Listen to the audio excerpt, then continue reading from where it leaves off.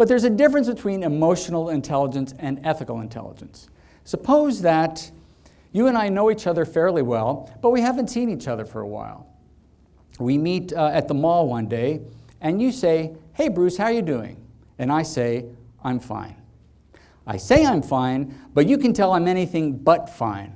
What signs would give you the impression that I'm doing anything but well? Tone of your voice. The tone of my voice, maybe how I'm holding my body. Yes? Posture. My posture, perhaps I'm speaking in a softer tone than I normally do. I'm not smiling. Yes, sir?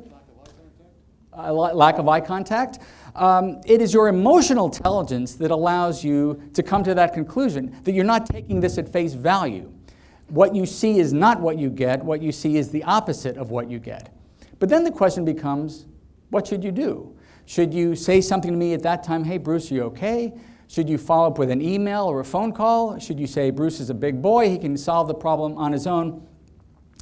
Emotional intelligence cannot answer the question, what should you do? Because emotional intelligence is a psychological concept, and what should you do is an ethical question. So you can't answer an ethical question with a psychological concept. What we need to turn to are the principles of ethics or ethical intelligence. So I'm here to present these 5 principles to you. The good news is you know them already, so consider this portion a refresher course. What we'll do is we'll look at the principles and then take a look at the quiz again to see if the principles can point us in the right direction.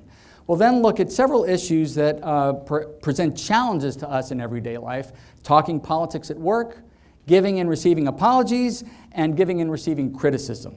And we will end by looking at some frequently asked questions about ethics and ethical intelligence. So the first and most fundamental principle of all is, and finally, this is your colleague Kristen, and Kristen is driving you to lunch one afternoon. At the stoplight, she whips out her BlackBerry and starts texting, checking her email. The light turns and she continues texting. Raise your hand if you would say to Kristen, "Please put that device away. Please put that device away." Yes, ma'am, why would you do that? Because it's involving my life. Because it involves your life. Who would not say anything to Kristen about what she's done? Who would not say anything? Okay, a couple of people in the back. Who would say to Kristen, "Please pull over and let me out now"?